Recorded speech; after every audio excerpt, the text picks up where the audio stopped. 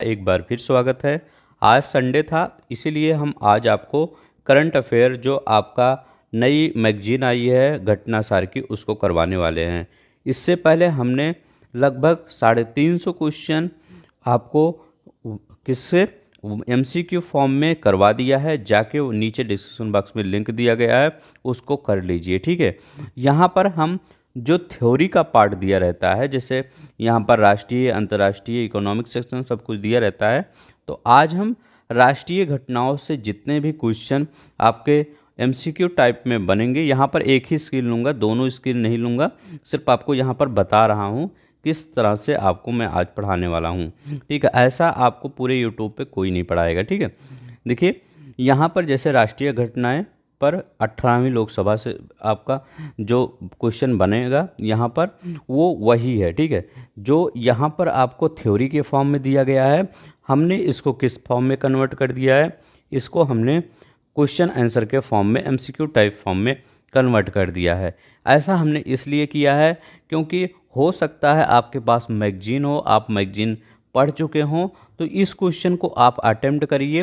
पूरा जितना भी राष्ट्रीय घटनाक्रम है उसको हमने कंप्लीट कर दिया है।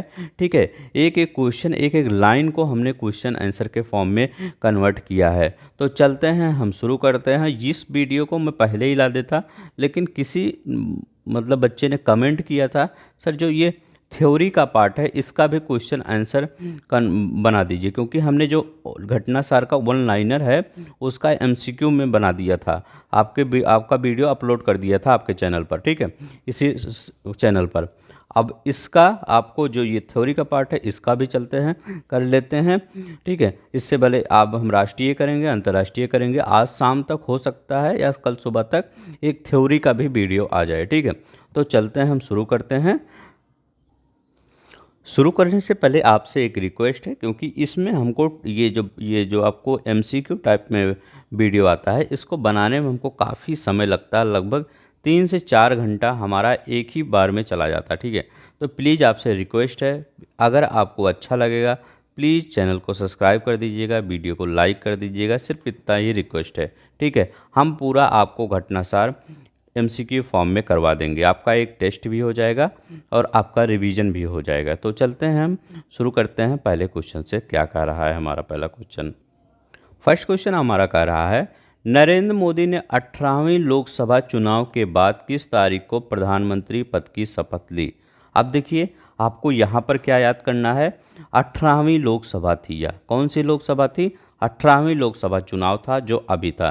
तो यही आपसे पूछा जाएगा कि कौन सी लोकसभा चुनाव था। ये 18वीं, तो कब? 9 जून 2024 को इन्होंने शपथ ली। ठीक है, कब? 9 जून 2024 को शपथ ली। ये डेट याद रखिएगा, इम्पॉर्टेंट हो जाता है, क्योंकि इस समय इलेक्शन के ज़्यादा भी क्वेश्चन बनेंगे इस बार आपके पेपर में। ठीक है, क्योंकि इलेक्शन था। तो 9 जून 2024 को। दूसरा क्वेश्चन क्या कह रहा है, प्रधानमंत्री मोदी ने लगातार कितनी बार प्रधानमंत्री पद की शपथ ली?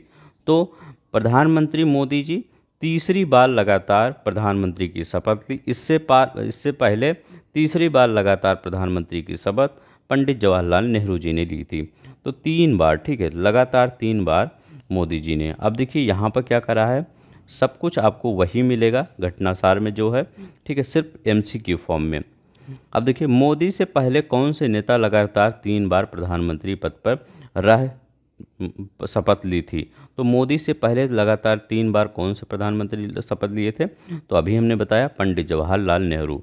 कब कब लिए थे? तो ये 1952 में एक बार पहली बार लिए थे, दूसरी बार 1957 में लिए थे, तीसरी बार 1962 में प्रधानमंत्री निर्वाचित हुए थे। कौन? पंडित जवाहरलाल नेहरू, याद रखिएगा। 18वें लोकसभा के चुनाव में एनडीए के कुल कितनी सीटें जीती? तो एनडीए की, अभी मैं भाजपा की बात नहीं कर रहा हूँ, एनडीए की, मतलब एनडीए मतलब भाजपा के जो घटक दल हैं, भाजपा से जो मतलब रखते हैं संबंध, उनकी बारे में बात कर रही हैं। जो अभी प्रेजेंट टाइम में नाम सुने होंगे, जेडीयू की, मतलब नीतीश कुमार की पार्टी, ये सब भाजपा के लोक जनशक्ति पार्टी, अपना दल, ये सब भाजपा के ही मतलब घटक होते हैं, उनको एनडीए बोला जाता है पूरी तरह से। ठीक है, तो कह रहे हैं एनडीए ने कुल कितनी सीटें जीती? 293 सीटें जीती। कितनी? 293 सीटें जीती। अब देखते हैं, यहाँ पर देखते हैं 2024 में 18वीं लोकसभा चुनाव में भारतीय जनता पार्टी को कितनी सीटें मिली, सिर्फ बीजेपी को कितनी सीटें मिली, तो बीजेपी को 240 सीटें मिली। कितनी, 240। 9 जून 2024 को नरेंद्र मोदी ने किससे प्रधानमंत्री पद की शपथ ली, तो किससे प्रधानमंत्री, तो आपको ये भी पता होना चाहिए कौन प्रधानमंत्री की शपथ दिलवाता है, तो ये द्रौपदी मुर्मू, माननीय द्रौपदी मुर्मू जी ये प्रधानमंत्री को शपथ दिलवाती हैं और मंत्री, कैबिनेट मंत्री जो होते हैं उनको भी शपथ दिलवाती थी। ठीक है, तो ये याद रखेंगे। चलते हैं नेक्स्ट देखते हैं। अब यहाँ पर देखते हैं मोदी ने स्वतंत्र भारत के कौन से प्रधानमंत्री के रूप में शपथ ली थी। ये बहुत इंपॉर्टेंट क्वेश्चन है, ये भी आपको याद होना चाहिए कि स्वतंत्र भारत के कौन से प्रधानमंत्री के रूप में शपथ ली थी। तो 18वीं लोकसभा चुनाव था, ये याद रखेंगे। और ये प्रधानमंत्री कौन से रूप में, तो ये 20वें प्रधानमंत्री के रूप में शपथ ली थी। किसने, 20वें प्रधानमंत्री के रूप में शपथ ली थी मोदी जी ने, याद रखिएगा। प्रधानमंत्री मोदी के साथ कितने नेताओं ने कैबिनेट मंत्री, कैबिनेट मंत्री कौन होते हैं, जो सबसे मोस्ट पावरफुल मंत्री का पोस्ट होता है वही कैबिनेट मंत्री बोला जाता है। ठीक है, तो कैबिनेट मंत्री पद की शपथ कितने लोगों ने लिया, तो कैबिनेट मंत्री पद की शपथ कितने लोगों ने लिया, यहाँ पर 30 लोगों ने। ठीक है, तो 30 लोगों ने कैबिनेट मंत्री पद की शपथ ली। किसने, 30 लोगों ने कैबिनेट मंत्री। कुछ लोग का नाम जैसे पहले भी यही थे, रक्षा मंत्री कौन बने हैं, राजनाथ सिंह बने हैं। और गृह और सहकारिता, गृह तो जानते होंगे, अगर सहकारिता बोले आपसे, सहकारिता मंत्री। ठीक है, तो इस सहकारिता मंत्री कौन बने हैं, ये अमित शाह बने हैं। तो पहले भी सहकारिता मंत्री यही थे, अब भी सहकारिता मंत्री यही है। नितिन गडकरी कौन से मंत्री हैं, मिला है इनका मंत्रालय, सड़क परिवहन और राजमार्ग मंत्रालय मिला है नितिन गडकरी को। जो महाराष्ट्र से बिलोंग करते हैं वो, उनको कौन सा मंत्रालय मिला है, सड़क परिवहन और राजमार्ग मंत्रालय। जेपी नड्डा है, याद रखिएगा, इनके बारे में याद रखेंगे, ये पहले भाजपा के अध्यक्ष थे, राष्ट्रीय अध्यक्ष यही थे भाजपा के। अब इनको कौन सा, ये स्वास्थ्य एवं परिवार कल्याण मंत्रालय, मतलब ये स्वास्थ्य मंत्रालय इनको मिल गया है। ठीक है, स्वास्थ्य मंत्री हो गए हैं जेपी नड्डा। शिवराज सिंह चौहान के बारे में याद रखेंगे, ये इनका भी नाम, ये भी सुर्खियों में थे। ये कृषि और किसान कल्याण मंत्रालय इनको मिला है। ठीक है, कृषि और किसान कल्याण मंत्रालय, ग्रामीण विकास इनका मंत्रालय है शिवराज सिंह चौहान।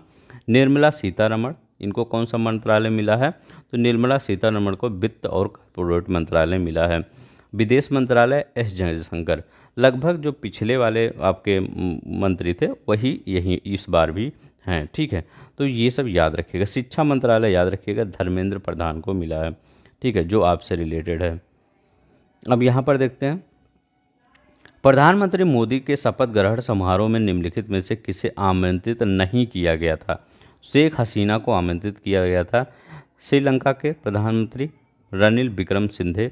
ठीक है, तो इनको भी, मतलब ये प्रधानमंत्री नहीं, सॉरी, राष्ट्रपति हैं, इनको रनिल विक्रमसिंघे राष्ट्रपति हैं श्रीलंका के, इनको आमंत्रित किया गया था। और शेख हसीना प्रधानमंत्री बांग्लादेश की, इनको आमंत्रित किया गया था।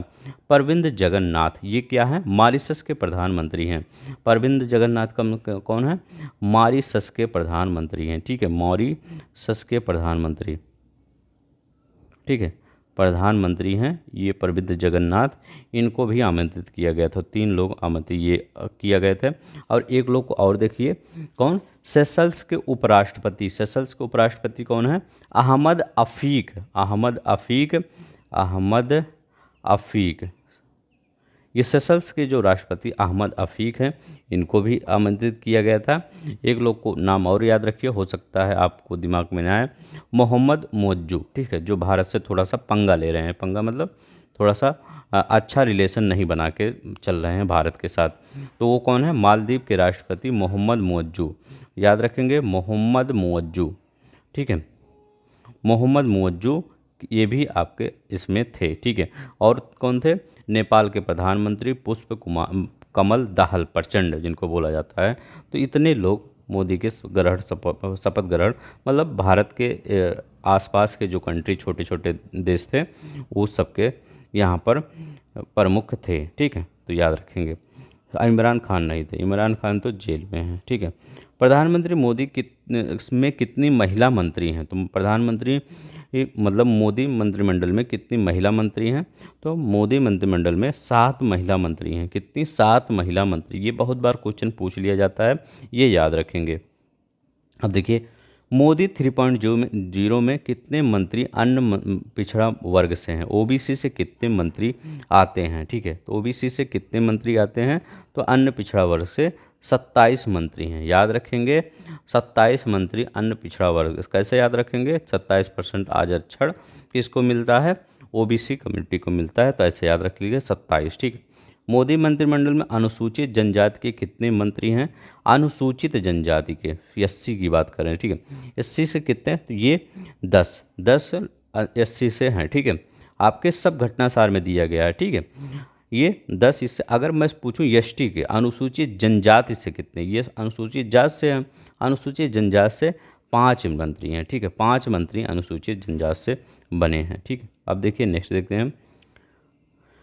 मोदी मंत्रिमंडल में मुस्लिम मंत्री की संख्या कितनी है? तो कोई मुस्लिम मंत्री नहीं बना है। सूरत निर्वाचन क्षेत्र से भाजपा का कौन निर्विरोध निर्वाचित हुए? तो भाजपा से कौन निर्विरोध निर्वाचित हुए? मतलब ये इलेक्शन जब नहीं पड़ा था तभी पहले से ही ये निर्वाचित हो गए थे। क्यों? क्योंकि जो कांग्रेस के मतलब जो उम्मीदवार थे उन्होंने अपना पर्चा वापस ले लिया था या उनका रद्द हो गया था, कोई भी रीजन था, इसीलिए अब ये पूरी मतलब अब कोई बचा ही नहीं था। जितनी भी अपोजिशन पार्टी थी सबने वापस ले ली थी, यही बचे। तो कौन थे? शंकर दयाल। याद रखेंगे, मुकेश दयाल। ठीक है, मुकेश दयाल थे। अब देखिए, 18वीं लोकसभा के सबसे युवा सांसद कौन थे? सबसे युवा सांसद जिनकी उम्र कितनी थी? 25 वर्ष थी। ठीक है, याद रखेंगे, जिनकी आयु 25 वर्ष 3 माह थी। ठीक है, क्योंकि 25 वर्ष चाहिए लोकसभा चुनाव लड़ने के लिए। ठीक है, तो 3 माह ज़्यादा ही हो गए थे। अब देखिए कौन थे? पुष्पेंद्र सरोज थे। कौन थे? पुष्पेंद्र सरोज। अब पूछेंगे ये कहाँ की कॉन्स्टिट्यूंसी से चुनाव लड़े थे? तो ये कौशाम्बी। याद रखिएगा, इलाहाबाद के पास एक कॉन्स्टिट्यूंसी है कौशाम्बी। ठीक है, यहीं से ये चुनाव लड़े थे। किस पार्टी से लड़े थे? समाजवादी पार्टी से लड़े थे। ठीक है, और ये सबसे युवा सांसद हैं पुष्पेंद्र सरोज। ठीक है, नेक्स्ट देखते हैं। अब यहाँ पर दिया गया है सबसे कम अंतर से कौन सा सांसद निर्वाचित हुआ? सबसे कम अंतर से कौन से सांसद निर्वाचित हुए? प्लीज़ ये सब क्वेश्चन आपके पेपर में आ जाते हैं। पिछला पेपर उठा के देखिए, इलेक्शन हुआ था 3-4 राज्यों का, कहीं से वहाँ से क्वेश्चन आ गया था। ठीक है, तमिलनाडु से शायद 22 या 23 में क्वेश्चन तमिलनाडु से लेकर आ गया था। ठीक है, तो सबसे कम अंतर से कौन से सांसद निर्वाचित हुए हैं? तो सबसे कम अंतर से कौन से सांसद? रविंद्र वायकर हुए हैं सबसे कम अंतर से। अब पूछेंगे इनका अंतर कितना था? मात्र 48 सीट था। 48 लोग अगर इनके साथ चले गए होते इनके छोड़कर, तो ये हार जाते। ठीक है, तो सबसे कम अंतर से 48। अगर सबसे ज़्यादा अंतर से मैं पूछूं तो कौन? तो इंदौर के शंकर लालवाड़ी। ये इंदौर के शंकर लालवाड़ी हैं। ये लगभग 11,75,000 वोटों से अंतर से ये निर्वाचित हुए हैं। कितना? 11,75,000। ठीक है, ये 11,75,000 वोटों से, मतलब इतने ज़्यादा अंतर से ये। और सबसे कम रविंद्र वायनाडकर। ये कहाँ से हैं? ये शिवसेना के टिकट पर निर्वाचित हुए थे, रविंद्र वायनाडकर, उत्तर पश्चिम मुंबई। ठीक है, अब यहाँ पर देखिए 19 नंबर कौन सा सांसद जेल में रहते हुए निर्वाचित हुआ? तो अमृतपाल सिंह सिंधु। अमृतपाल सिंह संधू ये जेल में रहते हुए निर्वाचित हुआ। ठीक है, नेक्स्ट देखते हैं। अब देखिए, 18वीं लोकसभा के लिए निर्वाचित महिला सांसदों की संख्या कितनी है? बहुत इंपॉर्टेंट है। अभी तक अगर मैं कहूँ सबसे इम्पोर्टेंट क्वेश्चन कौन बना है, तो यही बना है। 18वीं लोकसभा के लिए निर्वाचित महिला सांसदों की संख्या कितनी है? तो 74 है। याद रखेंगे, 74 है। अगर 17वीं लोकसभा की पूछें कि अभी ज़्यादा बढ़ी हैं कि कम हैं, तो याद रखिएगा अभी कम हुई है। 18वीं लोकसभा में 74 है, जो 17वीं लोकसभा थी उसमें कितनी थी? 78 थी। ठीक है, तो कम हुई हैं 74 अभी प्रेजेंट टाइम में। मतलब जो अभी लोकसभा का चुनाव हुआ था उसमें 74 महिला सांसद चुनकर आई थी। सबसे ज़्यादा किससे चुन के आई थी? 30 भाजपा से चुन के आई थी। 14 किससे आई थी? कांग्रेस से। तो तो 30 भाजपा से, क्योंकि भाजपा ज़्यादा सीट जीती तो ज़्यादा आएंगे ही, ठीक है। 30 भाजपा से, 14 कांग्रेस से आई थी, 4 सपा से आई थी। तो इतना इंपॉर्टेंट नहीं, सिर्फ भाजपा का याद कर लिए, सबसे ज़्यादा आई थी और कांग्रेस, ठीक है। अब यहाँ पर देखिए, केंद्रीय मंत्री वीरेंद्र कुमार कितनी बार लोकसभा के लिए निर्वाचित हुए? तो केंद्रीय मंत्री वीरेंद्र कुमार कितनी बार? 8वीं बार लोकसभा के लिए निर्वाचित हुए। कहाँ से ये लोकसभा के लिए निर्वाचित होते हैं? मध्य प्रदेश का टीकमगढ़ से, याद रखिएगा, मध्य प्रदेश का टीकमगढ़, ठीक है। यहीं से ये 8वीं बार, ठीक है, टीकमगढ़, टीकमगढ़ यहाँ से ये निर्वाचित होते हैं, याद रखेंगे। अब यहाँ पर देखते हैं 2024 के चुनाव में समाजवादी पार्टी को कितनी सीटें मिली थी? तो समाजवादी पार्टी को 37 सीटें मिली थी। अब देखिए यहाँ पर भारतीय जनता पार्टी को 2024 के लोकसभा चुनाव में कितने राज्यों में क्लीन स्वीप किया? तो भारतीय जनता पार्टी ने, बीजेपी ने 2024 में कितने राज्यों में क्लीन स्वीप, मतलब कहाँ पर सभी सीटें जीत ली? तो कितने राज्यों में? 6 राज्यों में सभी सीटें जीत ली। 6 राज्यों में क्लीन स्वीप किया। कौन कौन से? एमपी में, याद रखिएगा, एमपी में कितनी सीटें हैं? 29। अब याद ये भी रखिए कि 29 लोकसभा की सीटें थी, 29 की 29 मध्य प्रदेश में जीत ली, ठीक है। अब बताइए आपको दूसरा कौन है? उत्तराखंड। उत्तराखंड में कितनी? 5 सीटें थी, 5 की 5 जीत लिए थे, ठीक है।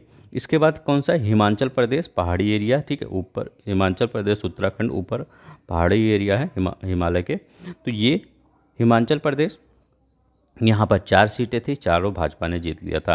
इसके बाद अरुणाचल प्रदेश, अरुणाचल प्रदेश ये भी, यहाँ भी 2 सीटें थी, दोनों भी जीत लिए थे। त्रिपुरा, त्रिपुरा में भी कितनी सीटें थी लोकसभा की? ये याद रखिए 2। ऐसे मैं ये क्यों बता रहा हूँ, ये आपसे नहीं पूछेगा कि लोकसभा में कितने राज्यों में भाजपा ने क्लीन स्वीप की, ये नहीं पूछेगा। पूछेगा कि उत्तराखंड में कितनी सीटें लोकसभा की हैं। अरुणाचल प्रदेश में, ये अरुणाचल प्रदेश, आंध्र प्रदेश में समझिएगा, अरुणाचल प्रदेश में कितनी लोकसभा की सीटें हैं, ठीक है। त्रिपुरा में कितनी लोकसभा की सीटें हैं, हिमाचल प्रदेश में कितनी लोकसभा की सीटें हैं, इसलिए मैं बता रहा हूँ, ठीक है। त्रिपुरा में 2 सीटें थी, दोनों जीत लिए थे। दिल्ली में कितनी सीटें थी? दिल्ली में 7 सीटें थी, ठीक है। 7 किसने जीता? भाजपा ने जीता था। अब देखिए, कौन सा राज्य में भाजपा को पहली बार एक सीट प्राप्त हुई? किस राज्य में भाजपा को पहली बार एक सीट प्राप्त हुई?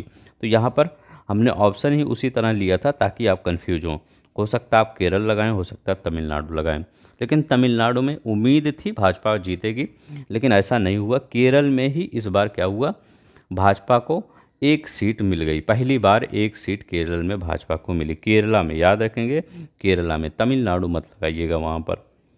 अब यहाँ पर देखते हैं 18वीं लोकसभा का गठन किस तारीख को हुआ? 18वीं लोकसभा का गठन किस तारीख को? मैं बार बार कर रहा हूँ 18वीं, और मोदी ने 20वें पद, मतलब प्रधानमंत्री के रूप में, जो 20वें प्रधानमंत्री थे मोदी जी, शपथ ली। तो 18वीं 20वीं याद रखिएगा। अब देखिए, ये 24 जून 2024 को 18वीं लोकसभा के गठन तारीख को, 24 जून 2024 को। 18वीं लोकसभा का प्रोटेम स्पीकर किसको बनाया गया? प्रोटेम स्पीकर क्या होता है? जो अस्थाई स्पीकर होता है, एक परमानेंट, उससे पहले एक टेम्पोररी स्पीकर रखा जाता है, ठीक है। तो वो क्या करता है? सभी को शपथ दिलवाते हैं, ठीक है। तो क्या होते हैं? वही प्रोटेम स्पीकर एक बनाए जाते हैं कुछ ही समय के लिए, मतलब 2-4 दिन के लिए, जब तक टेम्पोररी मतलब परमानेंट नहीं आ जाते। तो ये भर्तृहरि महताबी, इनको ये बारे में याद रखिएगा, इम्पोर्टेंट है। ये कहाँ से सांसद है, ये भी पूछ सकता है, ये कहाँ से सांसद हैं? तो उड़ीसा से सांसद हैं, याद रखिएगा, उड़ीसा से सांसद थे, ठीक है, उड़ीसा से सांसद थे। 18वीं लोकसभा में प्रोटेम स्पीकर इनको चुना गया, ठीक है। भर्तृहरि महताब उड़ीसा से ये सांसद थे, इनको चुना गया। अब नेक्स्ट देखते हैं। अगर देखिए आपको पसंद आ रहा होगा तो प्लीज़ वीडियो को लाइक कर दिया करिए, शेयर कर दीजिए करिए अपने दोस्तों में, क्योंकि हमको थोड़ा सा मोटिवेशन मिल जाता है। मैं आपको सभी क्वेश्चन ऐसे ही क्वेश्चन आंसर के फॉर्म में करवा दूंगा, घटनासार, ठीक है। चाहे घटनासार हो, चाहे आई दृष्टि हो, सब कुछ मैं आपको क्वेश्चन आंसर के फॉर्म में ही करवा दूंगा, ठीक है। सिर्फ आप इस चैनल पर बने रहेंगे तो आपका एकदम मैं टेंशन ही ख़त्म कर दूंगा करंट अफेयर का। अगर 25 क्वेश्चन आ रहा है तो मैं आपको विश्वास दिलाता हूँ उसमें 20 क्वेश्चन आप करके आएंगे। किस राज्य की विधानसभा चुनाव में भाजपा ने पूर्ण बहुमत की सरकार बनाई? तो भाजपा ने पूर्ण बहुमत की सरकार कहाँ कहाँ बनाई थी? तो उड़ीसा में बनाई थी, याद रखिएगा। उड़ीसा में भाजपा ने पूर्ण बहुमत की सरकार बनाई थी, और अरुणाचल प्रदेश में, ठीक है, उड़ीसा और अरुणाचल प्रदेश में भाजपा ने पूर्ण बहुमत की सरकार बनाई थी। अब आप पूछेंगे कि उड़ीसा में कितनी सीटें हैं वो मतलब विधानसभा की, तो उड़ीसा में विधानसभा की सीटें कितनी हैं, 147 सीटें हैं। भाजपा को कितनी मिली थी, 78 मिली थी, मतलब पूर्ण बहुमत की सरकार बन गई। आधे से अधिक चाहिए तो आधे से अधिक यहाँ मिली गई। अब देखिए यहाँ पर क्या है, अरुणाचल प्रदेश में, अब पूछेंगे अरुणाचल प्रदेश में कितनी सीटें मतलब थी, मतलब विधानसभा में, तो अरुणाचल प्रदेश में विधानसभा में कितनी सीटें थी, 60 सीटें थी। भाजपा को कितनी मिली थी, 46 सीटें मिली थी, मतलब आधे से बहुत ज़्यादा मिली थी, ठीक है। तो क्या हुआ, अब उड़ीसा और अरुणाचल प्रदेश में सी और डी, यहाँ पर भाजपा ने पूर्ण बहुमत की सरकार बनाई थी। अब देखिए सिक्किम के किस पार्टी ने 32 में से 31 सीटें जीतकर सत्ता में वापसी की थी। सिक्किम में भी चुनाव हुए थे विधानसभा के, तो वहाँ पर किस पार्टी ने 32 में से 31 सीटें जीती थी, ठीक है। 32 में से 31 सीटें सिक्किम क्रांतिकारी मोर्चा ने जीता था। किसने, सिक्किम क्रांतिकारी मोर्चा ने जीता था। एक और पार्टी है सिक्किम डेमोक्रेटिक फ्रंट, एसडीएफ उसको बोला जाता है, उसने 1 सीटें जीती थी। तो अब बताइए सिक्किम में अगर मैं पूछूं विधानसभा में कितनी सीटें हैं, तो आप बताएंगे 32 सीटें हैं। अरुणाचल प्रदेश में 60 सीटें बताएंगे, और उड़ीसा में 147 सीटें बताएंगे, ठीक है। नेक्स्ट चलते हैं। अब देखिए यहाँ पर आंध्र प्रदेश की विधानसभा में तेलुगु देशम पार्टी को अकेले कितनी सीटें प्राप्त हुई, तो तेलुगु देशम पार्टी, चंद्रबाबू नायडू वाली पार्टी, 135 सीटें प्राप्त हुई। अरुणाचल प्रदेश के वर्तमान मुख्यमंत्री कौन थे, अब देखिए यहाँ पर 135 सीटें प्राप्त हुई, किसको, तेलुगु देशम। अब आपसे ये नहीं पूछेगा कि तेलुगु देशम पार्टी को कितनी सीटें प्राप्त हुई, आपको ये पूछेगा कि विधानसभा में कितनी सीटें हैं आंध्र प्रदेश में। तो आंध्र प्रदेश में विधानसभा में कितनी सीटें हैं, 175 सीटें हैं, याद रखेंगे 175।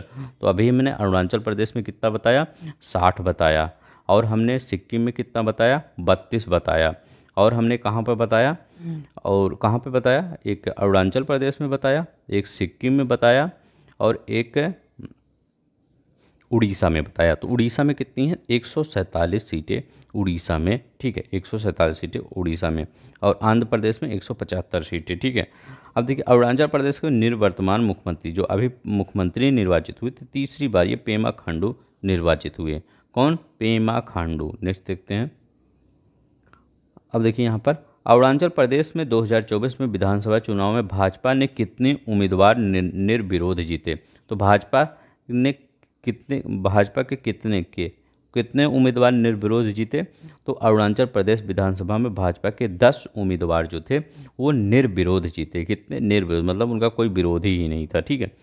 सिक्किम की 32 सदस्यीय विधानसभा चुनाव मतदान किस तारीख को हुआ, तो देखिए अब इसको ये मत याद करिए कि मतदान किस तारीख को हुआ, इसमें हमारा क्वेश्चन ये बनाने का मतलब था कि आपको ये पता हो जाना चाहिए कि 32 विधानसभा के लिए, मतलब 32 सीटों के लिए यहाँ चुनाव हुआ, तब आपको भूलेगा नहीं सिक्किम में कितनी 32 सीटों के लिए चुनाव हुआ।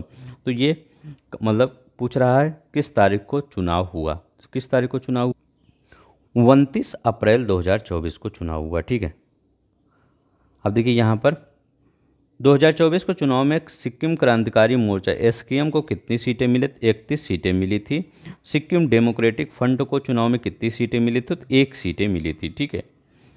अब देखिए यहाँ पर, अब देखिए आंध्र प्रदेश की 175 सदस्यीय विधानसभा के लिए मतदान किस तारीख को हुआ, तो आपको इसको नहीं याद करना, ये याद करना है कि 175 विधानसभा के मतलब सीटों के लिए, तो 175 विधानसभा के लिए 13 मई को। तो याद रखिएगा आंध्र प्रदेश में विधानसभा की सीटें 175।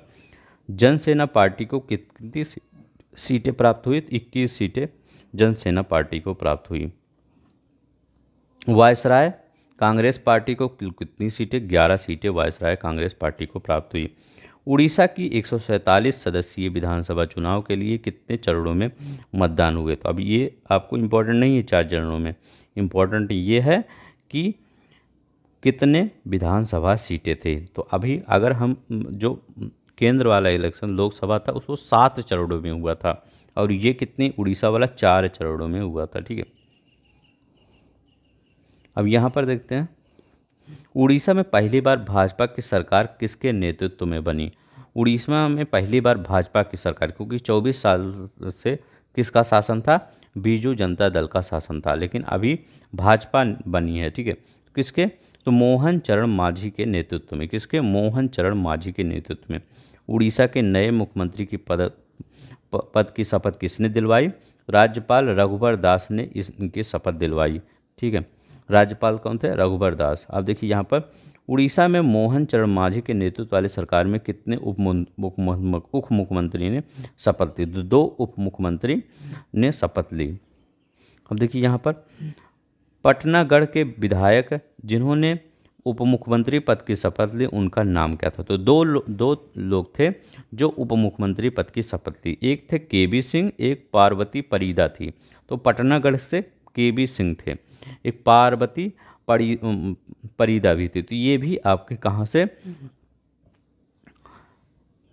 नीमापार विधानसभा से, मतलब एक क्षेत्र है उड़ीसा का जिला, वहीं से ये विधायक बनी थी। ये भी मुख्यमंत्री पद की शपथ ली। तो सिर्फ आप इतना याद रखिएगा कि उप मुख्यमंत्री पद की शपथ केबी सिंह देव और पार्वती परिदा ने उप मुख्यमंत्री पद की शपथ ली, और मोहन चरण जो मांझी हैं ये मुख्यमंत्री। तो ये सीएम है, ये वाइस सीएम है, उप मुख्यमंत्री। ठीक है, ये याद रखिएगा तीनों लोग को याद रखिएगा, उड़ीसा से संबंधित है।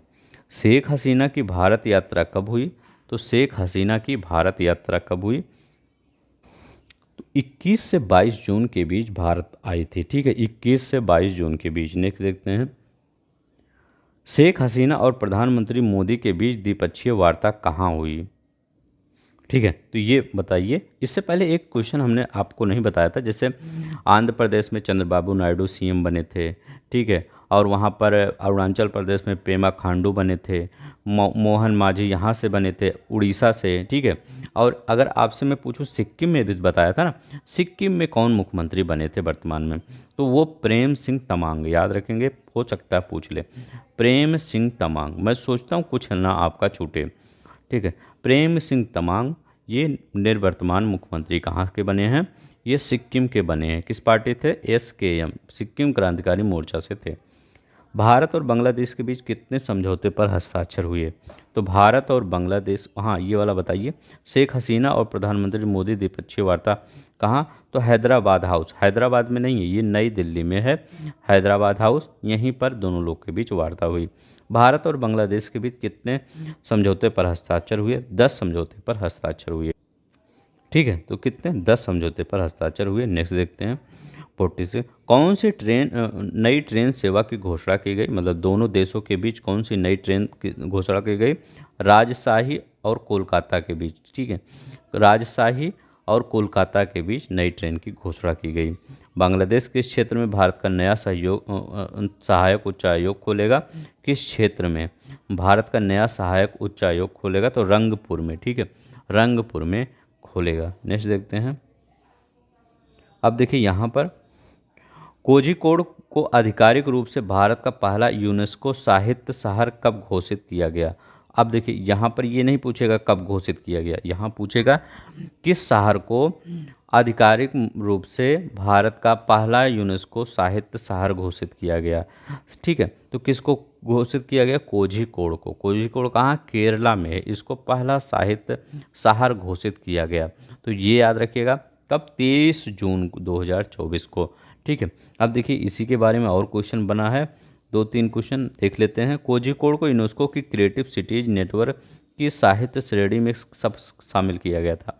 देखिए इसको क्रिएटिव सिटीज नेटवर्क के रूप में भी शामिल किया गया था। ठीक है, पहले। अब इसको किसके साहित्य शहर में भी शामिल कर दिया गया, तो दोनों ही में शामिल कर दिया। इससे पहले कब शामिल किया गया था? तो अक्टूबर 2023 में शामिल किया था। तो ये याद रखिएगा, यूनेस्को क्रिएटिव सिटीज नेटवर्क की साहित्य श्रेणी में कब शामिल किया गया था? अक्टूबर 2023 में। किसको? कोझिकोड को। कोझिकोड कहाँ है? तो ये जैसे इंडिया है, यहाँ पर केरला है, तो उत्तरी भाग में ये पड़ता है कोझिकोड। कोझिकोड का ऐतिहासिक रूप से किस नाम से जाना जाता है? कोझिकोड को ऐतिहासिक रूप से किस नाम से जाना जाता है? तो इसको कालीकट के नाम से जाना जाता है। ठीक है, ऐतिहासिक रूप से कालीकट के रूप में जाना जाता है, ये भी याद रखेंगे। नेक्स्ट देखते हैं, अब अगर आप ये पढ़ेंगे, आप घटना सार पढ़ेंगे लेकर, देखेंगे आपको काफ़ी अच्छा लगेगा, क्योंकि आधे चीज़ें हमने बता दी हैं, जो जो मोस्ट इम्पोर्टेंट चीज़ें हैं। ठीक है, अब देखिए कोझिकोड को भारत में कितने पुस्तकालय हैं? तो कोझिकोड में लगभग कितने पुस्तकालय हैं? 500 से अधिक पुस्तकालय हैं। ठीक है, एक क्वेश्चन आपका बांग्लादेश से बना था, उसको मैं नहीं बताया था, उसको याद रख लीजिए। अगर आपसे कोई क्वेश्चन कहीं पेपर में आ जाए कि भारत और किसके बीच ई मेडिकल वीज़ा सुविधा शुरू करेगा, तो भारत किस देश के बीच ई मेडिकल वीज़ा सुविधा शुरू करेगा?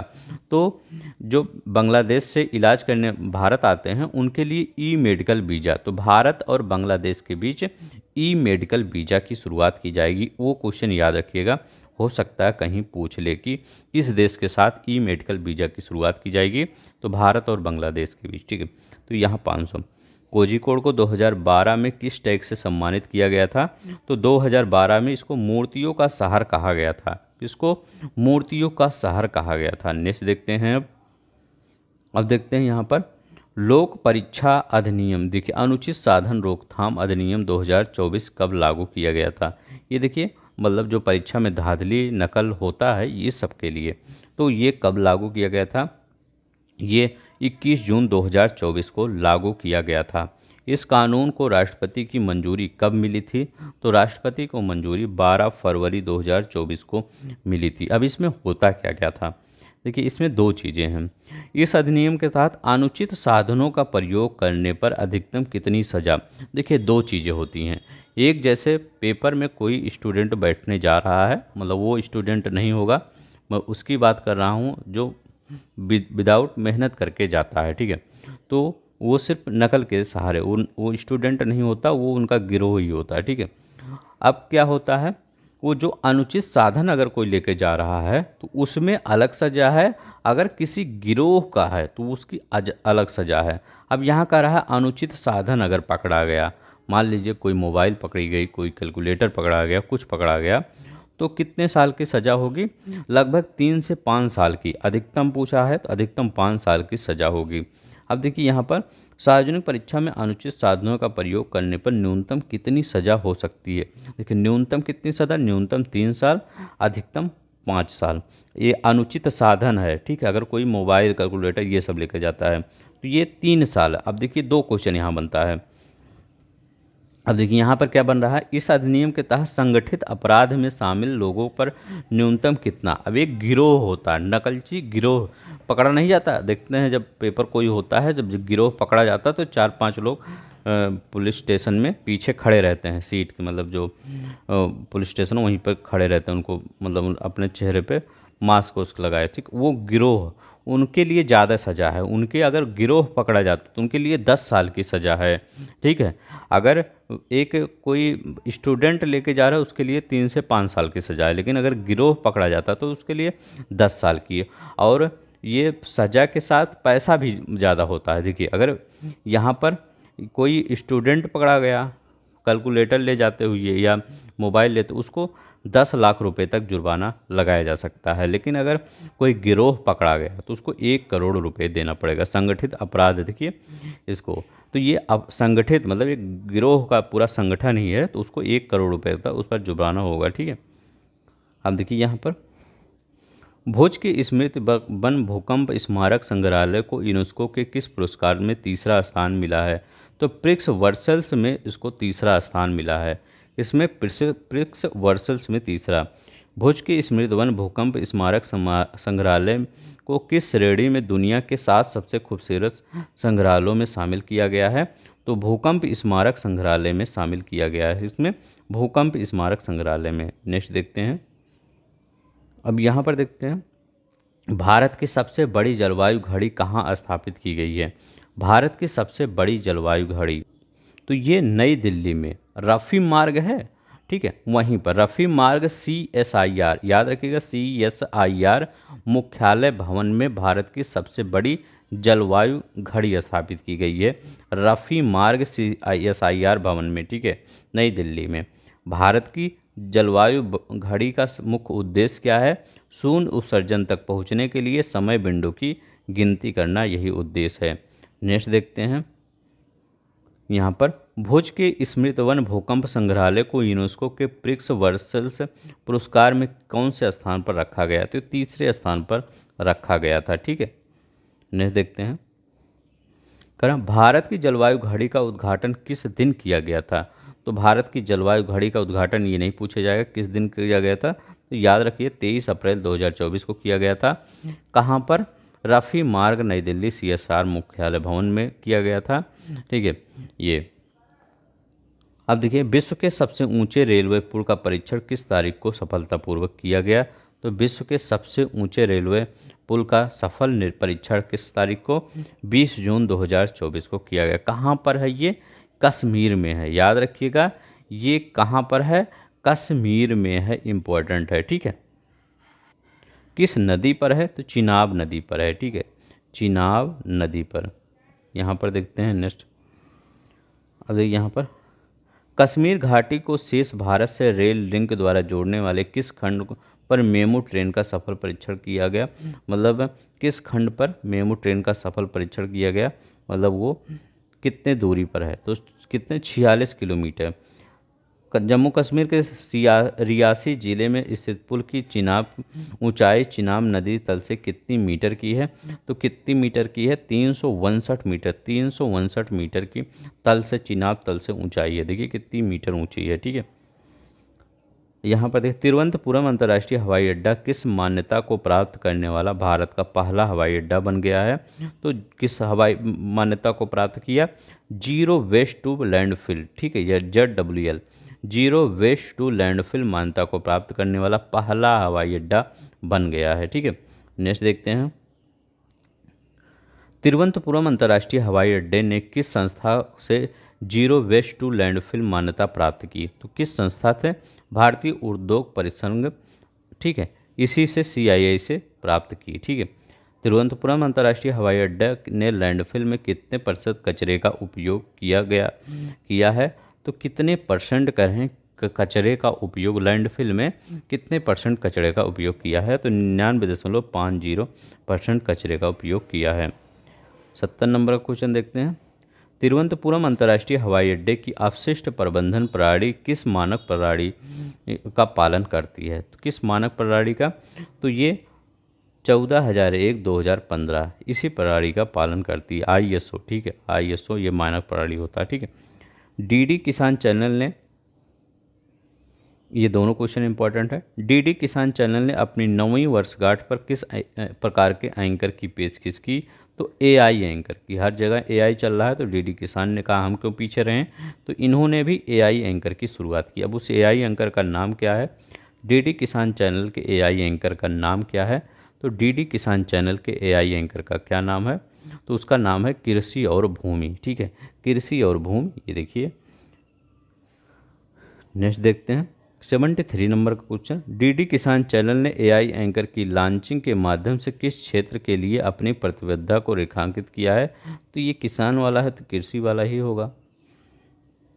74 नंबर का देखते हैं नागी और नकटी पक्षी अभ्यारण्य को किस सम्मेलन के तहत अंतर्राष्ट्रीय महत्व के आर्द्र भूमि के रूप में अनुसूचित किया गया? तो ये रामसर महत्व के रूप में। नागी और नकटी कहाँ पर है? बिहार में है। ये देखिए दूसरा, नागी और नकटी पक्षी अभ्यारण्य को रामसर स्थल के रूप में अधिसूचित किया गया है। यह अभ्यारण्य किस भारतीय राज्य में है? बिहार में है। ठीक है, अब यहाँ पर देखते हैं श्रीनगर को जून 2024 में कौन सा दर्जा प्रदान किया गया? तो विश्व शिल्प नगर का दर्जा प्रदान किया गया। किसको? श्रीनगर को विश्व शिल्प नगर का दर्जा जून 2024 में प्रदान किया गया। ठीक है, नेक्स्ट देखते हैं 77 नंबर का क्वेश्चन श्रीनगर को विश्व शिल्प का दर्जा प्रदान करने वाली कौन सी संस्था थी? तो वो कौन सी संस्था है? WCC विश्व शिल्प परिषद। श्रीलंका को विश्व शिल्प नगर का दर्जा मिलने के बाद भारत में कुल कितने शहरों को यह सम्मान प्राप्त हुआ है? मतलब जब इनको श्रीनगर को मिल गया है अब कितने हो गए हैं? अब 4 हो गए हैं। अब पूछेंगे तीन कौन थे? तो श्रीनगर तो एक है ही, तीसरा कौन है? ये पहला जयपुर था। ठीक है, जयपुर था, एक मल्लपुरम था न, मल्लपुरम भी था और मैसूर। तो ये तीनों पहले ही प्राप्त कर चुके हैं विश्व शिल्प नगर का दर्जा, जयपुर, मल्लपुरम, मैसूर। ऐसे आपसे स्टेटमेंट में पूछेगा कि श्रीनगर से पहले 3 ऐसे मतलब ज़िले हैं या ऐसे क्षेत्र हैं जिनको किसमें विश्व शिल्प नगर का दर्जा प्राप्त हो गया है। तो आपको सही बताना, हाँ 3 ऐसे हैं, ठीक है, जयपुर, मलप्पुरम, मैसूर, ठीक है। ऐसे ही स्टेटमेंट में आएगा जो अच्छा क्वेश्चन जब बनाएगा, ठीक है।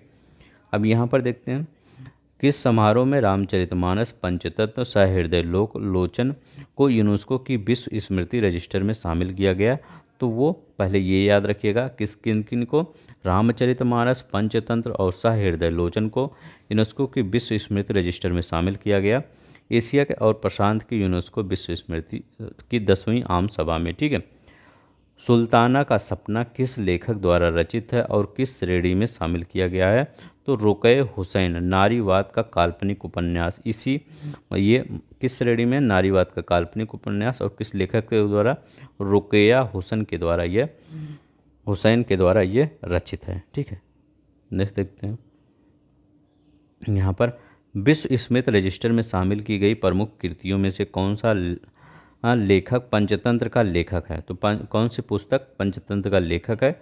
तो ये कौन से लेखक पंचतंत्र के लेखक हैं? विष्णु शर्मा, ठीक है। तो विष्णु शर्मा पंचतंत्र के लेखक हैं। ये कई बार क्वेश्चन पूछा गया है, आपको स्टैटिक जीके में याद कर लीजिएगा। भारत में वैश्विक इंटरनेट शटडाउन रिपोर्ट में लगातार कितने वर्ष तक शीर्ष पर रहा? तो भारत में क्या हुआ, इंटरनेट का शटडाउन लगातार 6ठे वर्ष में हम शीर्ष पर रहे। लगभग मतलब कोई है जो खुशहाली में लगातार शीर्ष पर रहा है, ठीक है, मतलब खुश कंट्री में, फिनलैंड देखिए हमेशा खुश ही रहता है वो, और हम क्या है, हमेशा शटडाउन, इंटरनेट शटडाउन में। तो जब इंटरनेट शटडाउन हो जाता होगा तो आपकी पढ़ाई भी बंद हो जाती होगी, ठीक है। तो अब हमारे यहाँ थोड़ा सा कम होता है, लेकिन और एरिया में, जैसे थोड़ा सा कश्मीर वश्मीर के एरिया में, बॉर्डर एरिया में ज़्यादा होता है, ठीक है। वहाँ पर सिक्योरिटी थोड़ा इशू रहता है, इसीलिए किया जाता है। या कहीं दंगे हो जाते हैं, इधर मतलब मैदानी क्षेत्र में भी दंगे कहीं हो जाते हैं, तब भी इंटरनेट शटडाउन कर दिया जाता है। अब देखिए यहाँ पर 6 था, ठीक है। 2023 में भारत में कितने इंटरनेट शटडाउन मामले दर्ज किए गए हैं? जो वैश्विक स्तर पर किए गए शटडाउन के मामले कितने % हैं? अब देखिए पूरे अगर वर्ल्ड में देखा जाए तो कितने, लगभग 39 देशों में सर्वे किया गया था, उसमें 283 मामले आए थे, और भारत में अकेले कितने आए थे? 116, लगभग 41% हमारे अकेले भारत में ही इंटरनेट शटडाउन किए गए थे। भीष्म पोर्टल अस्पताल का सफल परीक्षण भारतीय वायुसेना ने किस स्थान पर किया? तो ये आगरा में किया। किसने किया? भारतीय वायुसेना ने। वहाँ जल सेना दे सकता, थल सेना दे सकता है, ठीक है, आपको लगाना है वायुसेना द्वारा आगरा में किया गया, ठीक है। अब नेक्स्ट देखते हैं 85 नंबर का क्वेश्चन, भीष्म पोर्टल अस्पताल का परीक्षण किस तारीख को किया गया? तारीख और एक मत याद रखिए, आगरा में किया गया। कब? 15, ये कब किया गया? 15 नहीं, 14 मई को किया गया, 14 मई 2024 को किया गया। पीरुल लाओ पैसा पाओ मिशन की शुरुआत किस तारीख को की गई? तो ये तारीख याद मत करिए, याद करिए कि कौन सा राज्य किया पीरुल लाओ पैसा पाओ। तो ये उत्तराखंड किया पीरुल लाओ पैसा पाओ। ये एक तरह का कुछ घास वैसे टाइप होता है, घास टाइप या पत्ते टाइप, उसको लाइए और 50 रुपये किलो लेंगे, गवर्नमेंट 50 किलो लेती है। किस लिए? ताकि वो फैले ना, अगर ये मतलब इससे क्या होता है, वनों में आग लगने की संभावना बढ़ जाता है पीरुल से, ठीक है। तो इसलिए पीरुल लाओ पैसा पाओ मिशन की शुरुआत 50 रुपये किलो कीमत से रुपये पर किलो तय की गई है, गवर्नमेंट खरीदती है, ठीक है, 50 रुपये, ठीक है। 50 लाइए और 50 रुपये लेके जाइए 1 किलो, ठीक है। नेक्स्ट देखते हैं, पीरुल लाओ पैसा का उद्देश्य क्या है? तो इसके वन अग्नि को रोकना, ठीक, इसका उद्देश्य क्या है? वन अग्नि को रोकना इसका मुख्य उद्देश्य है। पीरुल लाओ पैसा पाओ का संचालन किस संस्था द्वारा किया जा रहा है? तो पॉल्यूशन कंट्रोल बोर्ड के द्वारा किया जा रहा है, उत्तराखंड में है, याद रखिएगा। भारत को 2023 में कौन सा स्थान प्राप्त हुआ है सौर ऊर्जा उत्पादन में? हमारा देखिएगा सिर्फ 5 साल देखिएगा, 5 साल में हम सौर ऊर्जा उत्पादन, हो सकता है उससे पहले ही हम नंबर 1 पे हो जाएंगे। अभी किस स्थान पर हैं? तीसरे स्थान पर हम बने हुए हैं। किस स्थान पर? तीसरे स्थान पर हम बने हुए हैं। अब पूछेंगे पहले स्थान पे कौन सा है, तो पहले स्थान पर चाइना है, ठीक है, चाइना हमेशा पहले ही स्थान पर रहता है। पूछेंगे दूसरे स्थान पे कौन सा है, दूसरे स्थान पर अमेरिका है, ठीक है, अमेरिका दूसरे स्थान पर है, ठीक है। और तीसरे स्थान पे तो हम तो ही हैं, ठीक है। और चौथे स्थान पर अगर पूछे तो ये हो सकता है 4 ऑप्शन में दे तो अब याद रखिएगा जापान है, ठीक है, सौर ऊर्जा उत्पादन में। सौर ऊर्जा 10 उत्पादक देशों में अगर 4 पूछे तो अब चीन, अमेरिका, भारत, जापान, इसके बाद जर्मनी भी अगर याद कर लेंगे, 5 याद कर लेंगे तो ज़्यादा सही लगे। बस यही आपके सौर ऊर्जा उत्पादन में 5 कंट्री हैं, ठीक है, तो याद रखेंगे। भारत ने 2023 में कितनी बिलियन यूनिट सौर ऊर्जा उत्पन्न की, तो भारत ने कितनी बिलियन यूनिट सौर ऊर्जा उत्पन्न की, कब, 2023 में, तो कितनी 113 बिलियन यूनिट ऊर्जा उत्पन्न की, ठीक है, 113। अब देखिए यहाँ पर वैश्विक विद्युत समीक्षा 2000 रिपोर्ट किस संस्था ने जारी की, मतलब ये जो समीक्षा रिपोर्ट है किसने जारी किया था, एम्बर ने जारी किया था। महाराष्ट्र के पहले संविधान पार्क का उद्घाटन किया गया, तो कहाँ पर किया गया, कब किया गया, महाराष्ट्र के पहले संविधान पार्क, तो याद रखिएगा ये कब किया गया, इतना इम्पोर्टेंट नहीं है, ये पूछा गया कहाँ पर किया गया, तो महाराष्ट्र के पहले संविधान पार्क का उद्घाटन पुणे में किया गया, याद रखेंगे पुणे में किया गया, ठीक है। नेक्स्ट देखते हैं, महाराष्ट्र के संविधान पार्क का उद्घाटन किसने किया, तो बताइए महाराष्ट्र के संविधान पार्क का उद्घाटन किसने किया, लेफ्टिनेंट जनरल अजय कुमार सिंह ने किया, किसने, लेफ्टिनेंट जनरल अजय कुमार सिंह ने किया। संविधान पार्क में भारतीय संविधान में कौन से तत्व की प्रतिकृति शामिल है, तो भारतीय संविधान के कौन से तत्व की प्रतिकृति शामिल है, ये संसद भवन की, ठीक है। नेक्स्ट देखते हैं, संविधान, भारत का संविधान उद्यान कहाँ पर स्थापित किया गया, तभी हम बताएं पुणे में स्थापित किया गया। अब देखिए ये स्टैटिक का क्वेश्चन यहीं आ गया। भारतीय संविधान को कब अपनाया गया और कब लागू किया गया, दो चीज़ें होती हैं, एक होता है अपनाया जाना, एक होता है लागू होना। तो ये कब अपनाया गया, कब लागू किया गया, तो अपनाया कब गया था, 26 नवंबर 1949 को अपनाया गया था और 26 जनवरी 1950 को लागू किया गया था, ये याद रखेंगे। नेक्स्ट देखते हैं, महाराष्ट्र के पहले संविधान पार्क का विकास किसने किया, तो महाराष्ट्र का पहले संविधान पार्क का विकास मतलब पुलिन वालन ग्रुप और महाराष्ट्र नगर निगम ने किया। संविधान पार्क में भारतीय संविधान में नागरिकों को कितने कर्तव्यों को जानकारी दी गई है, तो 11 कर्तव्यों की इसमें जानकारी दी। अंदर जाएंगे तो वहाँ पर 11 कर्तव्य आपको मिलेंगे। क्या है, तो मतलब वही जो आपके संविधान में 11 कर्तव्य नहीं है, फंडामेंटल ड्यूटी, उसी के बारे में जानकारी दी गई है। 2024-25 में यूनेस्को को विश्व धरोहर सूची में कौन सा नेटवर्क में शामिल किया गया है, तो यूनेस्को को कौन सा नेटवर्क, ये मराठा सैन्य प्रदेश, मतलब मराठा जो किले हैं, ठीक है, तो मराठा के 12 किले यूनेस्को की विश्व धरोहर सूची में नामांकित किया गया है। याद रखिएगा इंपॉर्टेंट है, 12 किले किसके, ये मराठाओं के, ठीक है। इसमें एक किला कहाँ था, तमिलनाडु में था। मराठा सैन्य प्रदेश से नामांकित किलों में कौन सा किला तमिलनाडु में स्थित है, तो जिंजी किला, ये जिंजी किला पूछ सकता है, ये कहाँ पर है, ये कहाँ पर है, ये महाराष्ट्र में है, ठीक है, याद रखेंगे। अब देखिए सेला सुरंग, सेला सुरंग कहाँ पर है, अरुणाचल प्रदेश में सेला सुरंग है। सेला सुरंग को किस अंतर्राष्ट्रीय पुस्तक द्वारा भारत की सबसे ऊंची सुरंग के रूप में मान्यता दी गई है, इंटरनेशनल बुक ऑफ ऑनर, ठीक है, इसके द्वारा सबसे ऊंची सुरंग की मान्यता दे दी गई है, अरुणाचल प्रदेश में है ये। सेला सुरंग का निर्माण किस संगठन द्वारा किया गया है, सीमा सड़क संगठन BRO द्वारा किया गया है। नेक्स्ट देखते हैं क्या करा है, सेला सुरंग की समुद्र तल से ऊंचाई कितनी है, तो समुद्र तल से ऊंचाई कितनी है सेला सुरंग की, तो सेला सुरंग की समुद्र तल से ऊंचाई लगभग 13,000 फीट है, ठीक है, तो ये याद रखेंगे 13,000 फीट से अधिक ऊंचाई है। देखिए फारसी भाषा को भारत में कब शास्त्रीय भाषा का दर्जा मिला, तो फारसी भाषा को शास्त्रीय भाषा का दर्जा 15 जनवरी 2024 को मिला। तेहरान में विदेश मंत्री जयशंकर प्रसाद जी गए थे, वहाँ पर उन्होंने, ठीक है, नई शिक्षा नीति के तहत फारसी भाषा को शास्त्रीय भाषा का दर्जा प्रदान किया गया। ठीक है, 15 जनवरी 2000, मतलब ये इसमें ईरान भी थोड़ा सा खुश हो गया होगा क्योंकि ईरान की आधिकारिक भाषा है फारसी भाषा। भारत में शास्त्रीय भाषाओं की सूची में फारसी भाषा को शामिल करने की घोषणा किसने की? तो विदेश मंत्री जयशंकर प्रसाद ने। अब देखिए यहाँ पर,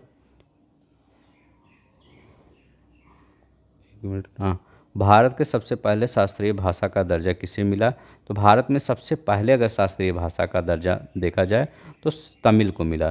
कब मिला? 2004 में संस्कृत से भी पहले तमिल को शास्त्रीय भाषा का दर्जा मिला था। ठीक है, इसके बाद किसको मिला? तमिल के बाद किसको मिला? 2005 में किसको? संस्कृत को मिला। याद रखेंगे, संस्कृत को 2005 में मिला। इसके बाद किसको मिला? 2008 में किसको, किस भाषा को मिला? कन्नड़ भाषा को। ठीक है, कन्नड़ भाषा को और तेलुगु भाषा को। ठीक है, 2008 में कन्नड़ और तेलुगु भाषा को मिला। 2013 में किसको मिला? मलयालम भाषा को मिला। ठीक है, और 2014 में किसको मिला? 2014 में उड़िया भाषा को मिला, उड़िया भाषा को। अब यहाँ पर देखते हैं, बोइंग सुकन्या कार्यक्रम का मुख्य उद्देश्य क्या है? तो बोइंग सुकन्या कार्यक्रम का मुख्य उद्देश्य क्या है? लड़कियों को STEM और विमानन क्षेत्र में कौशल और प्रशिक्षण प्रदान करना। बोइंग सुकन्या कार्यक्रम के तहत कितने नियोजित स्थानों पर STEM प्रयोगशालाएं बनाई जाएंगी? तो कितने? 150 स्थानों पर प्रयोगशालाएं बनाई जाएंगी। कितना? 150। नेक्स्ट देखते हैं, बोइंग सुकन्या कार्यक्रम लड़कियों को कौन सा समर्थन प्रदान करेगा? तो ये विज्ञान, प्रौद्योगिकी, इंजीनियरिंग और गणित के प्रशिक्षण और छात्रवृत्तियाँ प्रदान करेगा। ठीक है, याद रखेंगे। अब देखिए, अखिल भारतीय सर्वेक्षण 2021-22 की रिपोर्ट को कब जारी किया गया? अखिल भारतीय सर्वेक्षण 2021 और 2022 रिपोर्ट को कब जारी किया गया? तो जनवरी 2024 में जारी किया गया इसको। ठीक है, अखिल भारतीय सर्वेक्षण रिपोर्ट AIHSHE का आयोजन कब से किया जा रहा है? तो ये 2015 से किया जा रहा है। अब देखिए, मुंबई हार्बर लिंक MTHL को किस नाम से भी जाना जाता है? तो ये मुंबई में ट्रांस हार्बर लिंक सेतु का उद्घाटन किसने किया? ये मोदी जी ने किया। याद रखेंगे, मोदी जी ने किया। कब किया? 12 जनवरी 2024 को किया। याद रखेंगे, 12 जनवरी 2024 को मुंबई ट्रांस हार्बर लिंक परियोजना, मतलब ये एक सेतु है के तौर पर, इसको अटल सेतु और नहवावा सी लिंक के नाम से जाना जाता है। अटल सेतु, नहवावा सेवा सी लिंक के नाम से जाना जाता है। मोदी जी ने इसका उद्घाटन किया था, इंपॉर्टेंट हो जाता है। सर्व सर्वेक्षण 2023 रिपोर्ट में कुल कितने शहरों को मूल्यांकन किया गया? तो कितने शहरों को, जो स्वच्छ सर्वेक्षण 2000 आया था उसमें कितने शहरों को लिया गया था? 4477 शहरों को लिया गया था। पूछेगा सबसे अच्छा स्वच्छ शहर कौन है? तो एक ही आपको याद होगा, इंदौर। इंदौर सबसे स्वच्छ शहर है, लेकिन इंदौर के साथ एक और शहर आ गया है, वो भी पहले स्थान पे है। इंदौर वो भी पहले स्थान पे है, जो शहर मैं बताने जा रहा हूँ। ठीक है, तो स्वच्छ सर्वेक्षण 2023 इंदौर के साथ कौन सा अन्य शहर शीर्ष पर रहा है? तो वो सूरत रहा है। सूरत भी मतलब स्वच्छ सर्वेक्षण में शीर्ष पर रहा है। ठीक है, तो इंदौर और सूरत दोनों किसमें? पहले नंबर पर। दूसरे नंबर पे कोई नहीं रहा है। तीसरे नंबर पे कौन सा रहा है? नवी मुंबई। नवी मुंबई ये तीसरे नंबर पे रहा है। चौथे नंबर पे अगर मैं बात करूं तो विशाखापट्टनम। याद रखेंगे, विशाखापट्टनम चौथे नंबर पे। पाँचवें नंबर पे भी भोपाल आ गया, मध्य प्रदेश का एक और शहर। ठीक है, भोपाल। तो 5 याद रखेंगे। पहले नंबर पे तो इंदौर और सूरत हैं, दूसरे नंबर पे कोई नहीं है, नवी मुंबई। तीसरे नंबर पे, चौथे नंबर पे विशाखापट्टनम, पाँचवें नंबर पे भोपाल है। ठीक है, नेक्स्ट देखते हैं। यहाँ पर देखते हैं, भारतीय अंतरिक्ष अनुसंधान संगठन इसरो ने अपना पहला एक्सरे पोलरीमीटर उपग्रह कब लॉन्च किया? तो ये कब लॉन्च किया?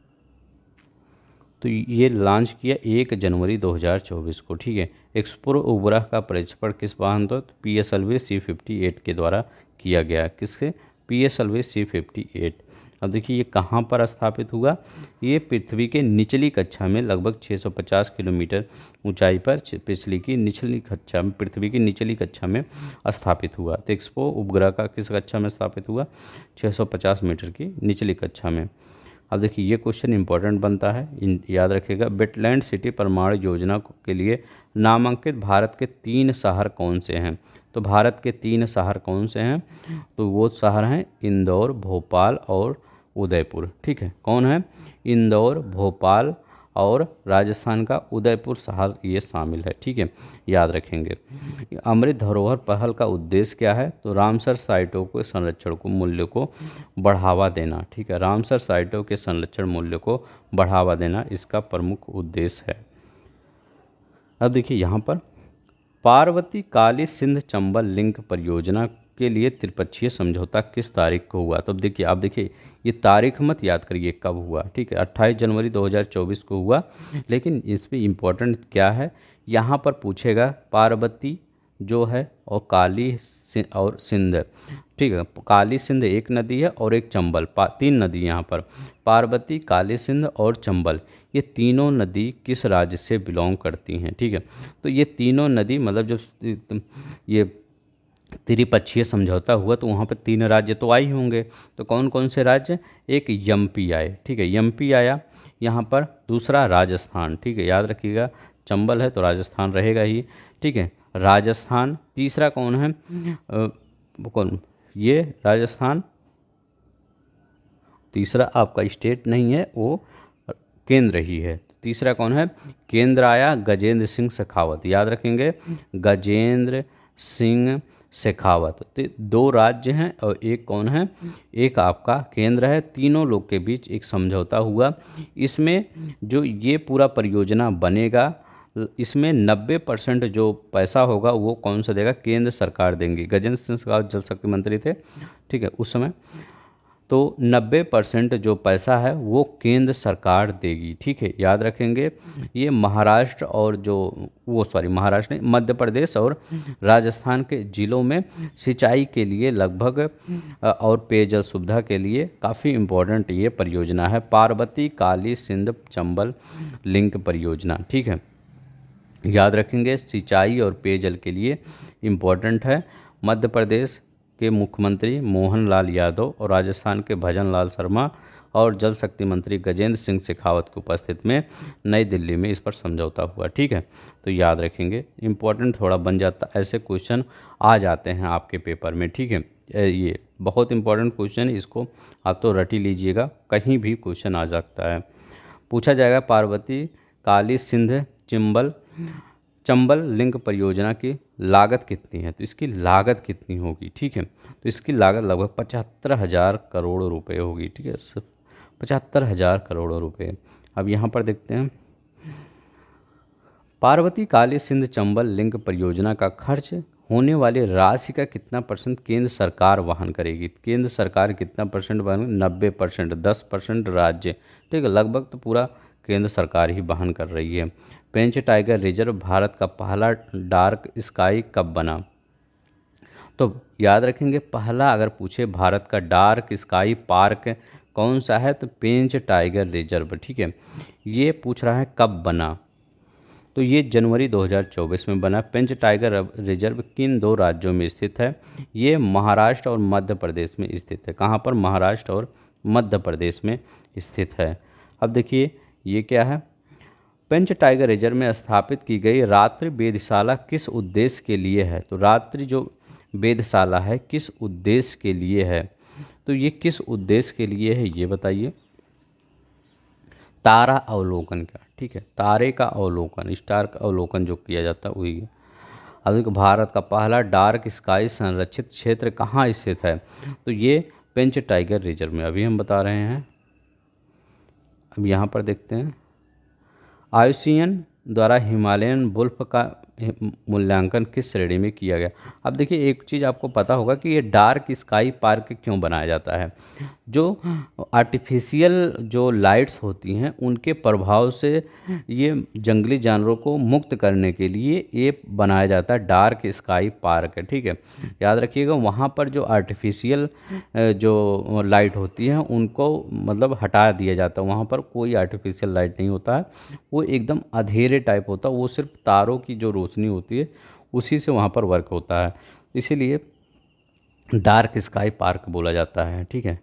यहाँ देखिए IUCN द्वारा हिमालयन वुल्फ का मूल्यांकन किस श्रेणी में किया गया, तो ये असुरक्षित वनरेबल के लिए किया गया, ठीक है, असुरक्षित।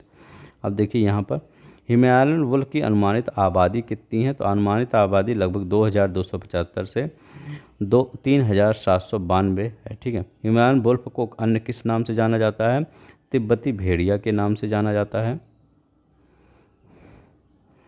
यहाँ पर देखते हैं प्रधानमंत्री नरेंद्र मोदी ने तालाबीरा, याद रखिएगा बहुत इंपॉर्टेंट है, तालाबीरा थर्मल पावर प्रोजेक्ट की आधारशिला किस तारीख को रखी, पहले याद रखिए ये कहाँ पर रखी गई, ठीक है। तो ये 3 फरवरी 2024 को, याद रखिए इंपॉर्टेंट है ये डेट, 3 फरवरी 2024 को रखी, कहाँ पर, उड़ीसा के तालाबीरा, याद रखिएगा उड़ीसा है ये, उड़ीसा के संबलपुर में, याद रखिएगा उड़ीसा के संबलपुर में, ठीक है। वहीं पर लेबनी लिग्नाइट कॉरपोरेशन इंडिया लिमिटेड वहीं है, वहीं पर यहाँ तालाबीरा थर्मल पावर प्रोजेक्ट की आधारशिला रखी।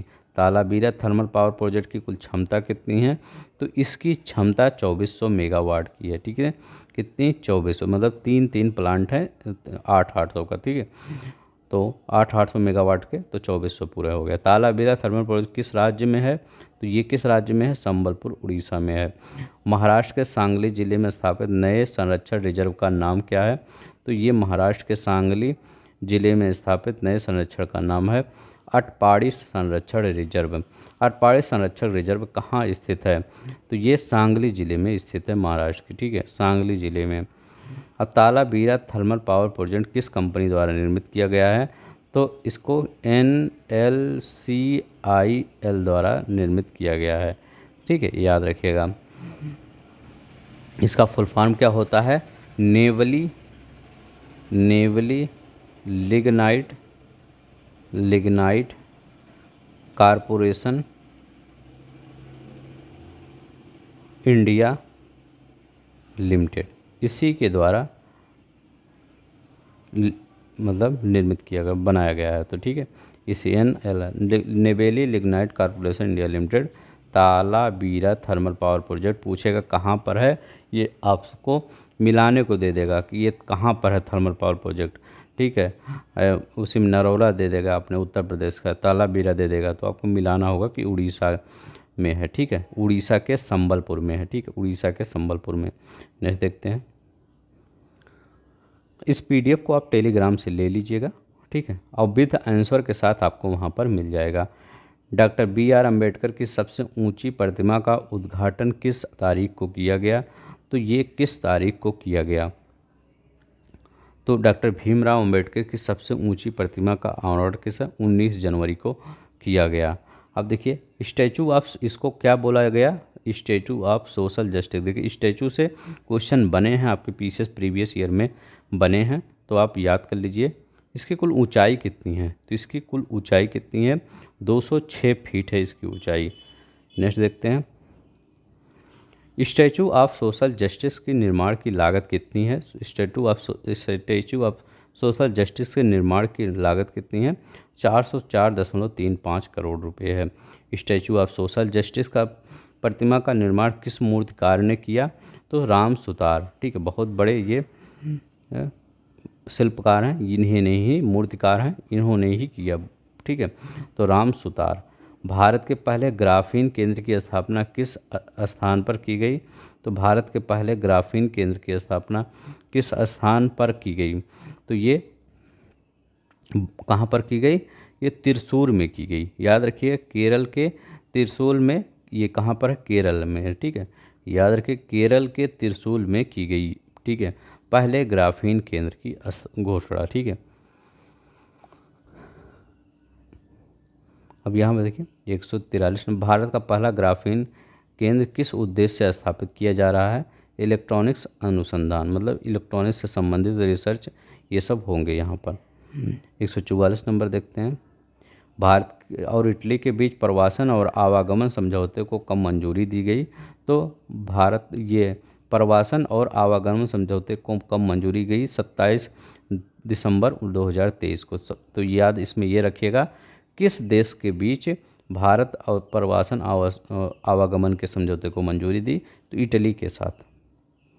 अब नेक्स्ट देखते हैं, स्टैचू ऑफ सोशल जस्टिस मूर्ति का निर्माण किस प्रोजेक्ट के तहत किया गया? तो ये किस है? मेड इन इंडिया प्रोजेक्ट के तहत किया गया। किस पे? मेड इन इंडिया प्रोजेक्ट के तहत। अब देखिए इसी में एक स्टैचू ऑफ सोशल जस्टिस परिसर में लोगों के बैठने की क्षमता वाला एक केंद्र भी है। वो केंद्र की क्षमता कितने लोग बैठ सकते हैं? तो एक बार में कितने लोग? 2000 लोग बैठने की क्षमता वाला केंद्र है, 2000 लोग। बस इतना ही शायद था, ठीक है, हाँ इतना ही है, ठीक है। आपका देखेंगे आप अब पूरा जितना भी राष्ट्रीय घटनाक्रम था पूरे हमने ख़त्म पूरे कवर कर दिए हैं, ठीक है। अब हम आपको के लिए अंतर्राष्ट्रीय भी ला देंगे और आपका जितने भी नियुक्तियाँ हुई हैं ये सब हुई हैं वो सब भी ला देंगे, ठीक है। 2-4 दिन में ही ला देंगे, ठीक है। तो आज के लिए बस इतना ही। अगर आपको पसंद आएगा प्लीज़ अपने दोस्तों में शेयर कर दीजिए, लाइक कर दीजिएगा, ठीक है। हमको मोटिवेशन थोड़ा सा मिलेगा क्योंकि ये सब बनाने में थोड़ा सा टाइम लगता है, ठीक है। आप अगर कर देंगे तो हमको थोड़ा सा मोटिवेशन मिलेगा आपके लिए और अच्छे क्वेश्चन लाने के लिए। तो धन्यवाद, नमस्कार, अपना ख्याल रखिएगा। जय हिंद, जय भारत।